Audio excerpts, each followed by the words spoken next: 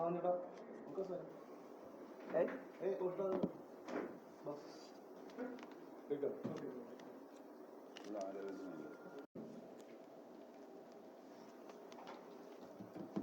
Central ജയിലിൽ നിന്നും ഒരു പ്രതി തടവ് ചാടിയിട്ടുള്ള സംഭവം ഉന്നതതലത്തിൽ അന്വേഷണം വേണമെന്ന് BJP ആവശ്യപ്പെടുകയാണ്. കേരളത്തിലെ ജയിലുകളെ സംബന്ധിച്ച് കഴിഞ്ഞ കുറേ കാലമായി ഉയർന്നു വരുന്ന വ്യത്യസ്തങ്ങളായിട്ടുള്ള പരാതികളുടെ ഒരു ബാക്കി പത്രമാണ് പുലർച്ചെ കണ്ണൂർ ജയിലുണ്ടായിട്ടുള്ള സംഭവം. ഒരു പെൺകുട്ടിയെ ബലാത്സംഗം ചെയ്ത് കൊലപ്പെടുത്തിയ കേസിൽ ശിക്ഷിക്കപ്പെട്ട് ജയിലിൽ കഴിയുന്ന ഗോവിന്ദചാമി സ്വന്തം തീരുമാനപ്രകാരമോ അല്ലെങ്കിൽ സ്വയം പ്രേരണയാൽ മാത്രമാണ് ജയിൽ ചാടിയെന്ന് വിശ്വസിക്കാൻ സാഹചര്യ തെളിവുകളൊന്നും നമ്മളെ അനുവദിക്കുന്നില്ല. ഒന്ന്, അയാൾ ഒരു കൈ ഇല്ലാത്ത വ്യക്തിയാണ്. അങ്ങനെയുള്ള ഒരാൾക്ക് കണ്ണൂർ സെൻട്രൽ ജയിൽ പോലെയുള്ള അതീവ സുരക്ഷയുള്ള ഒരു ജയിലിൽ നിന്ന് പുറത്തു ചാടി രക്ഷപ്പെടാൻ സാധിക്കുക എന്ന് പറയുന്നത് സാമാന്യ ബുദ്ധിയോടുകൂടി ചിന്തിക്കുന്ന ആർക്കും അംഗീകരിക്കാൻ സാധിക്കുന്ന കാര്യമല്ല. അതുകൊണ്ട് അതിൻ്റെ പുറകിൽ ഗൂഢാലോചനയുണ്ട്. ജയിലിനകത്തും ജയിലിന് വെളിയിലും ആ കുറ്റവാളിയെ സഹായിക്കാൻ ആരൊക്കെയോ ഉണ്ട് എന്നുള്ളത് പകൽ പോലെ വ്യക്തമാണ്. ആ കാര്യങ്ങൾ തന്നെ പുറത്തു വരേണ്ടത്. മാത്രമല്ല, ഇപ്പോൾ ജയിൽ അധികൃതർ പറയുന്ന പല കാര്യങ്ങളും നമുക്ക് വിശ്വസിക്കാൻ പറ്റുന്ന കാര്യമല്ല. ഒന്നാ സമയത്ത് അവിടുത്തെ ഇലക്ട്രിക് ലൈനെല്ലാം ഓഫായിരുന്നു.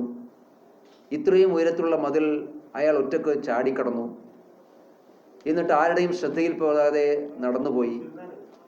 ഏതാണ്ട് വെളുപ്പ് മുതൽ പോലീസ് അരിച്ചുപെറുക്കി പരിശോധിച്ചിട്ടും അയാളെ കണ്ടെത്താൻ സാധിച്ചില്ല. ഇതിപ്പോൾ ഏതാനും സമയങ്ങൾക്ക് മുമ്പാണ് കണ്ടെത്തിയിട്ടുള്ളത്. ഇതെല്ലാം ഒരു ഒറ്റയടിക്ക് വിഴുങ്ങാൻ പ്രായോഗികമായി നമുക്കാർക്കും സാധിക്കില്ല. അതുകൊണ്ടാണ് ഇതിന് പുറകിൽ ഒരു വലിയ ഗൂഢാലോചനയുണ്ട് എന്ന് സംശയിക്കേണ്ടി വരുന്നത്. ആ ഗൂഢാലോചന പുറത്തു വരണം. ആരാണ് ജയിലിനകത്തും പുറത്തും ഈ കുറ്റവാളിയെ സഹായിച്ചിട്ടുള്ളത് എന്ന് വ്യക്തമാക്കപ്പെടേണ്ടതാണ്.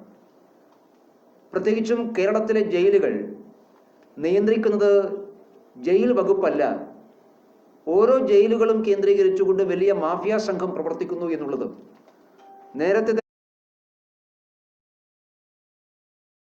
തന്നെ ഉന്നയിക്കപ്പെട്ടിട്ടുള്ള ആരോപണമാണ്. ജയിലിനകത്ത് നിർബാധമായി ലഹരി വസ്തുക്കൾ കടത്തുന്നു. അതുപോലെ തന്നെ ജയിലിനകത്തുള്ള കുറ്റവാളികൾക്ക് മൊബൈൽ ഫോണിൻ്റെ സൗകര്യം ലഭിക്കുന്നു. സ്ഥിരം കുറ്റവാളികളായിട്ടുള്ള ആളുകളുടെ നിയന്ത്രണത്തിൽ എല്ലാവിധ അനാശാസ്യ പ്രവർത്തനങ്ങളും സാമൂഹിക വിരുദ്ധ പ്രവർത്തനങ്ങളും ജയിലിനകത്ത് നടക്കുന്നു. അത്തരം കുറ്റവാളികളെ സംരക്ഷിക്കാൻ രാഷ്ട്രീയമായിട്ടുള്ള ഇടപെടൽ ഉണ്ടാകുന്നു. ഇതൊക്കെ പല സന്ദർഭങ്ങളിലായി പുറത്തു വന്നിട്ടുള്ള വാർത്തകളാണ്. അതുകൊണ്ടാണ് ഞങ്ങൾ അന്നു മുതലേ സൂചിപ്പിച്ചത്, കേരളത്തിലെ ജയിൽ, പ്രത്യേകിച്ചും കണ്ണൂർ സെൻട്രൽ ജയിൽ നിയന്ത്രിക്കുന്നത് ജയിൽ വകുപ്പല്ല. CPM സ്പോൺസർ ഒരുപറ്റം മാഫിയ കണ്ണൂർ സെൻട്രൽ ജയിലിരിക്കുന്നത്. ഉപദേശക സമിതിയിലെല്ലാം CPM പ്രമുഖരായിട്ടുള്ള നേതാക്കന്മാരാണ്. അവരുടെ സഹായത്തോടു കൂടിയാണ് ജയിൽ ഒരു നിഗൂഢ കേന്ദ്രം പോലെ പ്രവർത്തിക്കുന്നത്. ജയിൽ അധികൃതർക്കോ ഉദ്യോഗസ്ഥന്മാർക്കോ ആ കുറ്റവാളില്ല. ജയിൽ അധികൃതരെല്ലാവരും CPM പറയുന്ന പോലെ പ്രവർത്തിക്കാൻ നിർബന്ധിക്കപ്പെടുന്നവരാണ്. CPM ആകട്ടെ ഈ മാഫിയ സംഘത്തിന് അനുകൂലമായ നിലപാടാണ് സ്വീകരിക്കുന്നത്. സ്ഥിരമായി ജയിലിലേക്ക് മയക്കുമരുന്ന് കടത്തപ്പെടുന്നു എന്ന വാർത്ത വന്നിട്ട് അതിനോട് പ്രതികരിക്കാൻ പോലും ഈ ജയിൽ ഉപദേശക സമിതി ഒന്നും തയ്യാറായിട്ടില്ലല്ലോ. CPMന്റെ കേസുകൾപ്പെട്ട് ജയിലിൽ കഴിയുന്ന ക്രിമിനലുകളായിട്ടുള്ള ആളുകൾ, നേരത്തെ TP ചന്ദ്രശേഖരന്റെ കേസിൽ ശിക്ഷിക്കപ്പെട്ട് ജയിലിൽ കഴിയുന്ന പ്രതികൾക്ക് ജയിലിനകത്ത് എങ്ങനെയാണ് എല്ലാ സൗകര്യങ്ങളും സഹായങ്ങളും ലഭ്യമായിട്ടുള്ളത് എന്ന് എല്ലാവർക്കും അറിയാം. അവർക്ക് നിർബാധമായി മൊബൈൽ ഉപയോഗിക്കാൻ സാധിക്കുന്നു. ഇടക്കിടക്ക് അവർക്ക് പരോൾ കിട്ടുന്നു. ജയിലിനകത്തേക്ക് അവരെ കാണാൻ വേണ്ടി വരുന്ന ആളുകൾ യാതൊരു നിയന്ത്രണവുമില്ലാതെ സാധനങ്ങൾ കൈമാറുന്നു, ലഹരി വസ്തുക്കൾ കൈമാറുന്നു. ജയിലിനകത്ത് ലഹരി ഉപയോഗപ്പെടുത്തിയതിൻ്റെ വാർത്തകൾ പുറത്തു വന്നു. ഇതെല്ലാം ഉണ്ടായിട്ടും ഇതിനെക്കുറിച്ചൊന്നും അന്വേഷിക്കാൻ തയ്യാറായിട്ടില്ല. അതുകൊണ്ട് ഇത് സംസ്ഥാന ആഭ്യന്തര വകുപ്പിൻ്റെ കുറ്റകരമായിട്ടുള്ള വീഴ്ചയാണ്. ജയിൽ വകുപ്പ് എന്ന് പറയുന്നത് മുഖ്യമന്ത്രി നേരിട്ട് നോക്കുന്ന വകുപ്പാണ്. ഈ വീഴ്ചക്ക് മുഖ്യമന്ത്രി ഉത്തരം പറഞ്ഞേ മതിയാകൂ. ഏതെങ്കിലും ഒരു ഒറ്റപ്പെട്ട സംഭവമാണെങ്കിൽ നമുക്ക് മനസ്സിലാക്കാമായിരുന്നു. കേരളത്തിലെ ജയിലുകൾ കേന്ദ്രീകരിച്ചുകൊണ്ട് ഒരു സീരിയസ് ആയിട്ടുള്ള ഒഫൻസ് ഉയർന്നു വരികയാണ്, പരാതികൾ ഉയർന്നു വരികയാണ്. അതുകൊണ്ട് ഇതിന് 100% ഉത്തരവാദിത്വം മുഖ്യമന്ത്രിക്കും ജയിൽ അധികൃതർക്കുമാണ്. അവരാ ഉത്തരവാദിത്വം ഏറ്റെടുക്കണം. ഈ വീഴ്ചയെ സംബന്ധിച്ച് ഉന്നതതലത്തിലുള്ള അന്വേഷണം ഉണ്ടാവണം. കേരളത്തിലെ ജയിലുകൾ കേന്ദ്രീകരിച്ചുകൊണ്ട് നടക്കുന്ന ഈ മാഫിയ പ്രവർത്തനത്തെക്കുറിച്ച് ഒരു ജുഡീഷ്യൽ അന്വേഷണം ഉണ്ടാകണമെന്ന് ഭാരതീയ ജനതാ പാർട്ടി ആവശ്യപ്പെടുകയാണ്. ജയിലിനകത്ത് കുറ്റവാളികളുടെ മാഫിയ സംഘങ്ങളുടെയും വിഹാര കേന്ദ്രമായി ജയിൽ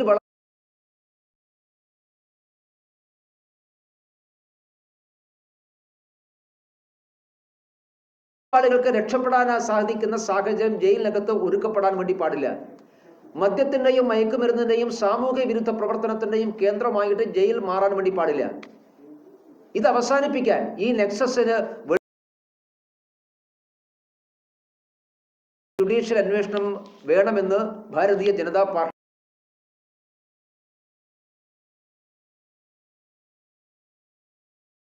ുള്ളത്. കേരളത്തിലെ വിദ്യാലയങ്ങളിലെ സമയമാറ്റവുമായി ബന്ധപ്പെട്ടുകൊണ്ട് സംസ്ഥാന സർക്കാർ നടപ്പിലാക്കിയിട്ടുള്ള പരിഷ്കാരം, അതിനെതിരായിട്ട് കേരളത്തിലെ ചില മുസ്ലിം മതമൗലികവാദ സംഘടനകൾ രംഗത്തു വന്നത് നമ്മുടെ എല്ലാവരുടെയും ശ്രദ്ധയിൽപ്പെട്ടിട്ടുള്ളതാണ്. ഇന്നിപ്പോൾ സമസ്തയുമായി സംസ്ഥാന സർക്കാർ ചർച്ച നടത്തുകയാണ്. കേരളത്തിലതൊരു മതേതരത്വ ഗവൺമെന്റ് ആണ് എന്നാണല്ലോ പറയുന്നത്. ആ മതേതരത്വ ഗവൺമെന്റ് സ്കൂൾ സമയമാറ്റത്തെ സംബന്ധിച്ച് എന്തിനാണ് ഒരു മതസംഘടനയുമായി ചർച്ച ചെയ്യുന്നത്? വിദ്യാലയങ്ങളിലെ സമയമാറ്റമായാലും പാഠ്യപദ്ധതിയായാലും കരിക്കുലമായാലും മറ്റെന്തായാലും വിദ്യാഭ്യാസ മേഖലയിൽ പ്രവർത്തിക്കുന്നവരുമായിട്ട് ചർച്ച നടത്തിയാൽ മനസ്സിലാക്കാം. ഇതൊരു മതസംഘടന, 100% മതപരമായി പ്രവർത്തിക്കുന്ന ഒരു സംഘടനയെ എന്തിനാണ് സർക്കാർ ചർച്ചയ്ക്ക് വിളിച്ചത്? ഇനി എല്ലാ കാര്യവും തീരുമാനിക്കുന്ന സമസ്തയോട് ചോദിച്ചിട്ടാണോ? മതസംഘടനകൾ അഭിപ്രായം ഉണ്ടാകാം. ആ അഭിപ്രായം അനുസരിച്ചാണ് ഒരു മതേതര ഗവൺമെന്റ് പ്രവർത്തിക്കേണ്ടത്. സമയമാറ്റത്തെ സംബന്ധിച്ച് വിദ്യാഭ്യാസ മേഖല പ്രവർത്തിക്കുന്നവർക്ക് എന്തെങ്കിലും പരാതികളുണ്ടെങ്കിൽ ആ പരാതികൾ അവരുമായി ചർച്ച ചെയ്യുന്നത് നമുക്ക് മനസ്സിലാക്കാം. പക്ഷെ ഗവൺമെന്റ് എടുത്തൊരു തീരുമാനത്തെ ഒരു മതസംഘടന പരസ്യമായി വെല്ലുവിളിക്കുകയും ഞങ്ങൾക്കത് അംഗീകരിക്കാൻ സാധിക്കുകയില്ല എന്ന് പറയുകയും അങ്ങനെ വാദമുന്നയിക്കുന്ന ആളുകളെ സർക്കാർ ചർച്ചയ്ക്ക് വിളിക്കുകയും ചെയ്യുമ്പോൾ അത് നൽകുന്ന മെസ്സേജ് എന്താണ്? നാളെ മറ്റു ചില മതസംഘടനകൾ മറ്റെന്തെങ്കിലും കാര്യങ്ങൾ ഉയർത്തിയാൽ സർക്കാർ ചർച്ചയ്ക്ക് വിളിക്കുമോ? ഇപ്പോൾ സമസ്തയുടെ ആവശ്യത്തോട് സർക്കാർ അനുഭാവപൂർണമായി പെരുമാറിയാൽ മറ്റു ചില സംഘടനകൾ മറ്റു ചില ആവശ്യങ്ങൾ ഉന്നയിക്കില്ലേ? ഈ രാജ്യത്ത് എവിടെയെങ്കിലും അങ്ങനെ ഒരു സമ്പ്രദായമുണ്ടോ? വലിയ മതേതരത്വത്തെ കുറിച്ച് ഗീർവാണം പറയുന്ന ഈ ഇടതുപക്ഷ മുന്നണിയുടെ ഗവൺമെന്റ്, പിണറായി വിജയന്റെ സർക്കാർ എന്തിനാണ് ഈ മതസംഘടനയുടെ താല്പര്യത്തിന് വഴങ്ങിക്കൊണ്ട് അവരുമായി ചർച്ച ചെയ്യാൻ വേണ്ടി പോകുന്നത്? അത് അങ്ങേയറ്റത്തെ പ്രീണനത്തിന്റെ ഭാഗമാണ്. ഈ ചർച്ച നടത്തിയ സർക്കാർ എന്താണ് തീരുമാനിക്കാൻ വേണ്ടി പോകുന്നത്? ഇന്നലെ വിദ്യാഭ്യാസ മന്ത്രി പറയുന്നത് ഞങ്ങൾ അവരെ ബോധ്യപ്പെടുത്തുമെന്നാണ്. ആരെ ബോധ്യപ്പെടുത്താൻ? വിദ്യാഭ്യാസ മേഖലയിൽ കൊണ്ടുവരുന്ന പരിഷ്കാരം മതസംഘടനയെ ബോധ്യപ്പെടുത്തണം. മതസംഘടന അനുവാദമുണ്ടെങ്കിൽ മാത്രമേ വിദ്യാഭ്യാസ രംഗത്ത് പരിഷ്കാരം കൊണ്ടുവരാവൂ എന്നാണോ LDF ഗവൺമെന്റ് നിലപാട്? വിദ്യാഭ്യാസ രംഗത്ത് വിദ്യാലയങ്ങളിൽ വിദ്യാർത്ഥികൾ എത്ര മണിക്ക് പോകണമെന്ന് തീരുമാനിക്കാൻ സമസ്ത ആരാണ്? കേരളത്തിലെ വിദ്യാലയങ്ങളിൽ മുസ്ലിം വിദ്യാർത്ഥികൾ മാത്രമാണോ പഠിക്കുന്നത്? എല്ലാ മുസ്ലിം വിദ്യാർത്ഥികളും സമസ്ത പറയുന്ന പോലെയാണോ കേൾക്കുന്നത്? ആരാണ് ഈ മതസംഘടനക്ക് വിദ്യാലയങ്ങളിലെ ഈ സമയമാറ്റത്തെ സംബന്ധിച്ച് അഭിപ്രായം പറയാൻ അനുവാദം കൊടുത്തത്? അങ്ങനെ അഭിപ്രായം പറയുന്ന ആളുകളെ നിങ്ങൾക്കിത് പറയാൻ അർഹതയില്ല എന്ന് പറഞ്ഞുകൊണ്ട് നിരാകരിക്കേണ്ടത് പകരം അങ്ങനെ അഭിപ്രായം പറയുന്നവരെ ചർച്ചയ്ക്ക് വിളിച്ചുകൊണ്ട് ഒരു മേശയ്ക്ക് ചുറ്റും ഇരുത്തുമ്പോൾ സർക്കാർ നൽകുന്ന സന്ദേശം ഇങ്ങനെ പറയാൻ അവർക്ക് അനുവാദമുണ്ട് എന്നല്ലേ? അതുകൊണ്ട് ഈ കാര്യത്തിൽ സംസ്ഥാന സർക്കാർ ചെയ്തിരിക്കുന്നത് അങ്ങേയറ്റത്തെ തെറ്റായിട്ടുള്ള സന്ദേശമാണ് സമൂഹത്തിന് നൽകുന്നത്. മതേതര ഗവൺമെന്റ് എന്ന് പറഞ്ഞുകൊണ്ട് മതസാമുദായിക സംഘടനകളുടെ ഭീഷണിക്കും വിലപേശിനും മുന്നിൽ മുട്ടുമടക്കാൻ പിണറായി വിജയന്റെ സർക്കാർ തയ്യാറാകുന്നു എന്നുള്ളതാണ്. ഇത് അങ്ങേയറ്റത്തെ നഗ്നമായിട്ടുള്ള പ്രീണന രാഷ്ട്രീയമാണ്, മതേതര സങ്കല്പത്തിന് വിരുദ്ധമാണ്. വിദ്യാഭ്യാസ രംഗത്ത് കൊണ്ടുവരുന്ന കാലോചിതമായിട്ടുള്ള പരിഷ്കാരങ്ങളെ പുറകോട്ടെടുപ്പിക്കാൻ വേണ്ടിയിട്ടുള്ള പരിശ്രമത്തിന്റെ ഭാഗമാണ്. ഇങ്ങനെയൊക്കെ അഭിപ്രായം പറയാൻ വേണ്ടി പോയാൽ പലർക്കും പല അഭിപ്രായം ഉണ്ടാകും. ആ അഭിപ്രായമെല്ലാം കേൾക്കാൻ ഈ സർക്കാർ തയ്യാറുണ്ടോ? മറ്റു ചില മതസംഘടനകൾ വേറെ എന്തെങ്കിലും ആവശ്യമായിട്ട് വന്നാൽ അംഗീകരിക്കാൻ വേണ്ടി സാധിക്കുമോ? അപ്പൊ അതുകൊണ്ട് ഈ കാര്യത്തിൽ സംസ്ഥാന സർക്കാർ കാണിക്കുന്നത് അങ്ങേയറ്റത്തെ പീഡന രാഷ്ട്രീയമാണ്. ഇത്തരം വിഷയങ്ങൾ ഉന്നയിച്ചു വരുന്ന സംഘടനകളോട് നിങ്ങൾക്കത് പറയേണ്ട ആവശ്യമില്ല, അത് ഗവൺമെന്റാണ് തീരുമാനിക്കേണ്ടത്, വിദ്യാലയങ്ങളിലും വിദ്യാഭ്യാസ രംഗത്തും മതസംഘടനകൾ ഇടപെടേണ്ട ആവശ്യമില്ല എന്ന് വെട്ടിത്തുറന്നു പറയാനുള്ള ആർജവത്വം എന്തുകൊണ്ടാണ് പിണറായി വിജയൻ സർക്കാർ ഇല്ലാത്തത് എന്നുള്ളതാണ് ഞങ്ങൾ ചോദിക്കുന്നത്. അപ്പൊ 4 വോട്ടിന് വേണ്ടി ഇപ്പൊ സമസ്തയ്ക്ക് പിന്നാലെ പോവുകയാണ്. അതിന്റെ ഭാഗമാണ് ഈ കാര്യങ്ങളൊക്കെ. അതുകൊണ്ട് ഈ കാര്യത്തിൽ കുറ്റകരമായിട്ടുള്ള വീഴ്ചയാണ്. ഇന്ന് ചർച്ചയിൽ അവരോട് ഈ കാര്യങ്ങൾ വെട്ടിത്തുറന്നു പറയാൻ വിദ്യാഭ്യാസ മന്ത്രി തയ്യാറാകുമോ, അതോ സമവായത്തിന്റെ അന്തരീക്ഷം സൃഷ്ടിക്കാൻ ശ്രമിക്കുമോ എന്ന് കണ്ടറിയണം. അതുകൊണ്ട് ഈ വിഷയത്തിൽ പിണറായി വിജയൻ സർക്കാരിന്റെ മതേതര നിലപാടാണ് ചോദ്യം ചെയ്തിട്ടുള്ളത്. മതേതര നിലപാടല്ല, സംഘടിത മതശക്തികൾക്ക് മേൽ വഴങ്ങുന്ന നിലപാടാണ് പിണറായി വിജയൻ സർക്കാരിനുള്ളത് എന്നുള്ളതാണ് ഈ സംഭവത്തിലൂടെ ബോധ്യപ്പെടുന്നത്. ഇത് തിരുത്താൻ സർക്കാർ തയ്യാറാകണമെന്ന് BJP ആവശ്യപ്പെടുകയാണ്.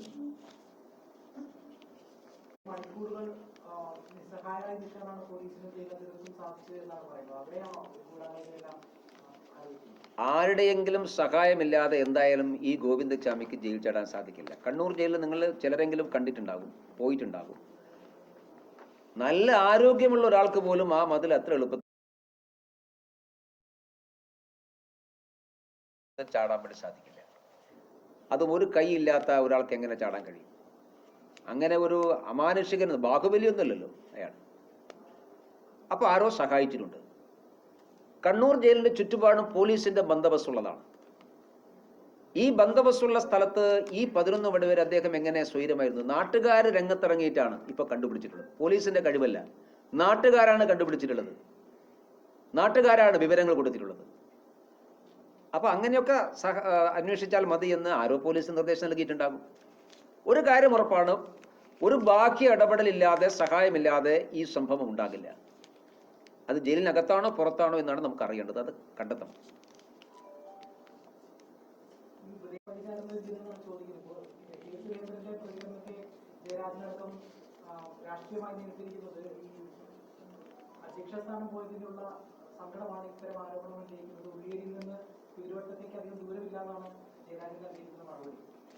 കണ്ണൂരിൽ നിന്നും കുതിരവട്ടത്തേക്ക് അധികം ദൂരമൊന്നുമില്ല. പ്രശ്നം കണ്ണൂർ ജയിലിനെ കുറിച്ച് ആദ്യമായിട്ടല്ല പരാതി വരുന്നത്. കണ്ണൂർ ജയിലിനെ കുറിച്ച് ഇതിനു മുമ്പും നിരവധി പരാതികൾ വന്നിട്ടുണ്ട്. അവിടെ ക്രിമിനലുകളെ സഹായിക്കുന്നു, അവിടെ കഞ്ചാവും മറ്റു മയക്കുമരുന്നുകളും ലഹരി പദാർത്ഥങ്ങളും വരുന്നു. ഈ CPM-ന്റെ ക്രിമിനലായിട്ടുള്ള കുറ്റവാളികൾക്ക് നിർബാധം ഫോൺ ഉപയോഗിക്കാൻ അവസരമുണ്ട്. ഇതെല്ലാം ജയിൽ ഉപദേശക സമിതിയുടെ സംരക്ഷണത്തോടും സഹായത്തോടും കൂടിയാണ്. അപ്പോൾ കണ്ണൂർ ജയിൽ ഉപദേശക സമിതി ജയിലിലെ കുറ്റവാളികൾക്ക് സഹായകരമായിട്ടുള്ള നിലപാടാണ് സ്വീകരിക്കുന്നത്. അതിൻ്റെ ഒരു ബാക്കി പത്രമാണ് ഇതെല്ലാം. കണ്ണൂർ ജയിൽ കേന്ദ്രീകരിച്ചുകൊണ്ട് ഒരു മാഫിയ സംഘത്തിന് സ്വൈരമായി വിഹാരം നടത്താൻ അനുവാദം കൊടുക്കുന്നത് ഈ ജയിൽ ഉപദേശക സമിതിയാണ്. അപ്പൊ അതിന്റെ തുടർച്ചയാണ് ഇതെല്ലാം. അപ്പൊ ഇതിൽ അവർക്ക് ഉത്തരവാദിത്തമുണ്ട്, അവരാണിത് ശ്രദ്ധിക്കേണ്ടത്. മറ്റാരെയും അങ്ങോട്ട് പ്രവേശിപ്പിക്കുന്നില്ലല്ലോ.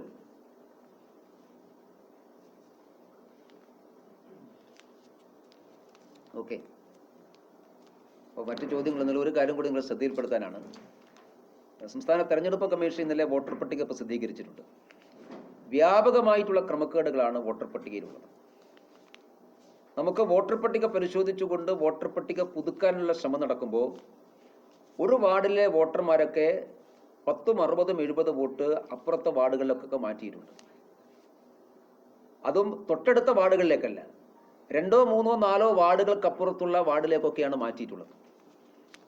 തെരഞ്ഞെടുപ്പ് കമ്മീഷനുമായി ബന്ധപ്പെട്ടുകൊണ്ട് ഇപ്പോൾ പറഞ്ഞത് അതൊരു ടെക്നിക്കൽ മിസ്റ്റേക്ക് ആണെന്നാണ്.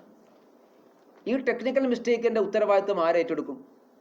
അവരെല്ലാവരെയും അവർ നേരത്തെയുള്ള വാർഡിലേക്ക് മാറ്റണം. ഈ മാറ്റാനുള്ള സംവിധാനം എന്ന് പറഞ്ഞാൽ എളുപ്പമല്ല. അവരൊക്കെ മാറ്റുമ്പോൾ അവർ വീണ്ടും ഫോർമാലിറ്റി അവർക്കും ബാധകമാണ്. അപ്പം ഇതെല്ലാം കണ്ടുപിടിക്കണം. ഇതെല്ലാം രാഷ്ട്രീയ പാർട്ടികൾ കണ്ടുപിടിച്ചോട്ടെ എന്നാണോ തെരഞ്ഞെടുപ്പ് കമ്മീഷന്റെ ഏർപ്പാട്? ഈ കുറ്റകരമായിട്ടുള്ള തെരഞ്ഞെടുപ്പ് കമ്മീഷന്റെ കുറ്റകരമായിട്ടുള്ള അനാസ്ഥ ഇതിന്റെ പുറകിലുണ്ട്. അതുകൊണ്ട് ക്രമക്കേടുകൾ പരിഹരിക്കാൻ ആവശ്യമായ എന്തെങ്കിലും ഒരു മെക്കാനിസം തെരഞ്ഞെടുപ്പ് കമ്മീഷൻ മുമ്പോട്ട് വെക്കണം. ഇല്ലെങ്കിൽ ലക്ഷക്കണക്കിന് ആളുകൾക്ക് വോട്ട് ചെയ്യാൻ പറ്റാത്ത സാഹചര്യം ഉണ്ടാകും. അതുകൊണ്ട് അടിയന്തരമായി ഈ കാര്യത്തിൽ ഒരു പരിഹാരം ഉണ്ടാവണം. അനാവശ്യമായിട്ടുള്ള നിയന്ത്രണങ്ങൾ എന്തിനാണ് തെരഞ്ഞെടുപ്പ് കമ്മീഷൻ അടിച്ചേൽപ്പിക്കുന്നത്? തെരഞ്ഞെടുപ്പ് കമ്മീഷൻ വിളിച്ച ഓൾ പാർട്ടി മീറ്റിംഗിൽ ഏതാണ്ട് എല്ലാ രാഷ്ട്രീയ പാർട്ടികളും പറഞ്ഞിട്ടുള്ളതാണ് ഈ ഫിസിക്കൽ വെരിഫിക്കേഷന്റെ നിയന്ത്രണം എടുത്തു കളയണമെന്നുള്ളത്. പക്ഷെ ഇപ്പോഴും തെരഞ്ഞെടുപ്പ് കമ്മീഷൻ ശാഠ്യം പിടിക്കുകയാണ്. അതിന്റെ അപ്രായോഗികതയെക്കുറിച്ച് എന്താ തെരഞ്ഞെടുപ്പ് കമ്മീഷന് ബോധ്യമാവാത്തത്? ഈ CPM ഉദ്യോഗസ്ഥന്മാരെ സ്വാധീനിച്ചുകൊണ്ട് വോട്ടർ പട്ടികയിൽ പേര് ചേർക്കുന്ന പ്രവർത്തനം നടത്തുന്നുണ്ട്. ബാക്കി എല്ലാവരും ഈ ഉദ്യോഗസ്ഥന്മാരെ സ്വാധീനിക്കാൻ സാധിക്കില്ല. അപ്പൊ CPM മാത്രം ചെയ്താൽ മതിയോ? ഇത് CPMന് മാത്രം വോട്ടർ പട്ടികയിൽ പേര് ചേർത്താൽ മതിയോ? മറ്റുള്ള ആൾക്കാർക്ക് ചെയ്യണ്ടേ? ഫിസിക്കൽ വെരിഫിക്കേഷന് ഉദ്യോഗസ്ഥന്മാർ മുൻപിൽ ഹാജരാക്കിയാൽ മതി എന്ന നിലക്ക് അതോടുകൂടി വലിയ വ്യാപകമായിട്ടുള്ള ക്രമക്കേട് നടക്കുകയാണ്. അപ്പൊ അതുകൊണ്ട് ഞങ്ങൾ ഓൾ പാർട്ടി മീറ്റിംഗിൽ പറഞ്ഞിട്ടുള്ളതാണ് ഈ കാര്യങ്ങൾ പരിഹരിക്കണമെന്ന്. തെരഞ്ഞെടുപ്പ് കമ്മീഷൻ യാതൊന്നും ചെയ്തിട്ടില്ല. തെരഞ്ഞെടുപ്പ് കമ്മീഷൻ പറയും ഇതിനൊന്നും തെരഞ്ഞെടുപ്പ് കമ്മീഷന്റെ കയ്യിൽ പൈസയില്ല. പണം ആര് കൊടുക്കണം? രാഷ്ട്രീയ പാർട്ടികൾ കൊടുക്കണമോ? സംസ്ഥാന സർക്കാരല്ലേ കൊടുക്കേണ്ടത്. സംസ്ഥാന സർക്കാർ ആവശ്യമായിട്ടുള്ള പണം കൊടുക്കണം. അതുകൊണ്ട് ഈ കാര്യത്തിൽ അടിയന്തരമായ ഇടപെടൽ ഉണ്ടാകണം. ഇപ്പൊ പ്രസിദ്ധീകരിച്ച വോട്ടർ പട്ടികയിലെ ക്രമക്കേടുകൾ പരിഹരിക്കാൻ ആവശ്യമായ ഒരു മെക്കാനിസം അടിയന്തരമായി നടപ്പിലാക്കാൻ തെരഞ്ഞെടുപ്പ് കമ്മീഷൻ തയ്യാറാകണമെന്ന് ഞങ്ങൾ ആവശ്യപ്പെടുകയാണ്.